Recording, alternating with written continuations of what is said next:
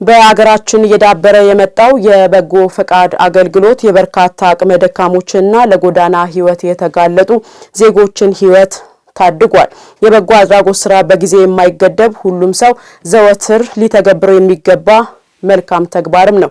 በወላይታ ዞን ሁምቦ ወረዳ የ2017 ዓ.ም የክረምት ወራት የወጣቶች በጎ ፈቃድ አገልግሎት ማጠቃለያና የዘንድሮ የበጋ ወቅት ማስጀመሪያ ንቅናቄ መድረክም ተካሂዷል።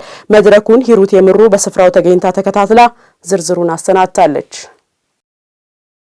በወላይታ ዞን ሁምቦ ወረዳ የ2017 ዓመተ ምህረት በጎነት ለኢትዮጵያ ከፍታ በሚል መርህ የክረምት ወራት የወጣቶች በጎ ፈቃድ አገልግሎት ማጠቃለያና የ2018 ዓመተ ምህረት የበጋ ወጣቶች በጎ ፈቃድ አገልግሎት ማስጀመሪያ የንቅናቄ መድረክ ያካሄደ ሲሆን በቁጥር 80 ለሚሆኑ ተማሪዎች የመማሪያ ቁሳቁሶችና የአልባሳት ድጋፍ ሰጥቷል። በጎ እጅ የተዘረጋላቸው ወገኖች በተደረገላቸውም ድጋፍ መደሰታቸው ነው የሚናገሩት።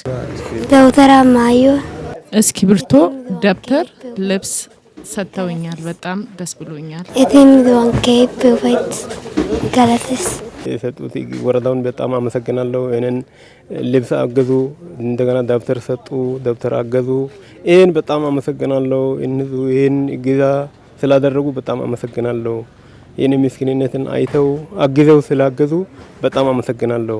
በጎ ፈቃድ አገልግሎት ለተቸገሩ ወገኖች መርዳት የህሊና እርካታ የሚሰጥ ብሎም ከፈጣሪም ዋጋ የሚያስገኝ በመሆኑ የአንድ ጊዜ ወቅታዊ ትግበራ ብቻ ሳይሆን ባህልና ልማድ ልናደርገው እንደሚገባም የወረዳው የበጎ ፈቃደኛ ወጣቶች ተናግረዋል።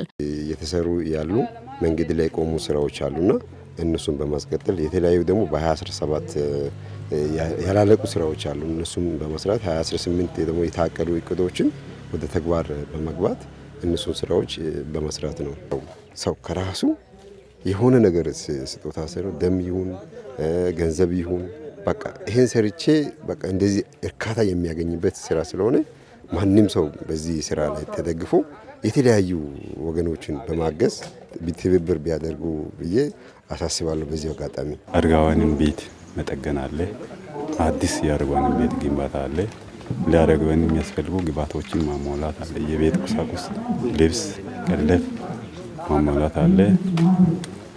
ሌላው ደግሞ ለተማሪዎች በጋ ጊዜ ደብተር መሰብሰብ አለ፣ ዩኒፎርም መሰብሰብ አለ። እነዚህን ተግባራትን አከናውነናል። በወረዳው በ2017 የክረምት ወራት የወጣቶች በጎ ፈቃድ አገልግሎት 37000 በጎ አድራጊ ወጣቶች የተሰማሩ ሲሆን 34 ሚሊዮን ብር በላይ በማህበረሰብ ተሳትፎ በስፋት የተለያዩ የበጎ አድራጎት ተግባራት መከናወኑን የተመላከተ ሲሆን በቀጣይም የ2018 ዓመተ ምህረት የበጋ ወጣቶች በጎ ፈቃድ አገልግሎት ተጠናክሮ ይቀጥላል ተብሏል። 2017 ዓመተ ምህረት የበጎ ተግባር ማጠቃለያን በሚመለከት በጎነት ለኢትዮጵያ ከፍታ በሚለው መሪ ቃል ነው የጀመርነው። ጀምረን በ16ቱ ትኩረት መስኮች በ20 ቀበሌያት በርካታ ተግባራትን እያከናወንን መጥተናል። ከግንዛቤ ማስጨበጫ ጀምሮ በአብና በቴክኒክ ኮሚቴ ተገምግሞ በየጊዜው ተግባራት ሲከናወኑ መጥቷል። በዚህ ተግባር አፈጻጸም በጣም የተንቀሳቀሱ ቀበሌያት አሉ። እናመሰግናለን። ቅድም የተጠቀሱ እነ ሰይረ ጣውረታ፣ እነ ቦርሳዋንቼ፣ እነ አምብሮያ እነ ሌሎችም አሉ። የሚደግፈው ነው ያኛው የሚደገፈው ነው። ሁለቱ የተለያዩ ሰዎች ናቸው። ዓለም ላይ በየትኛው ዓለም ላይ ተመሳሳይ ሰው የለም። ደም እጦት ደም በማጣት የሚሰቃዩ እናቶችና ሌሎች የህብረተሰብ ክፍሎች አሉ። እነዚህን ለመታደግ 60 ዩኒት ደም ለመሰብሰብ አቅደን 60 ዩኒት ደም መሰብሰብ ችለናል።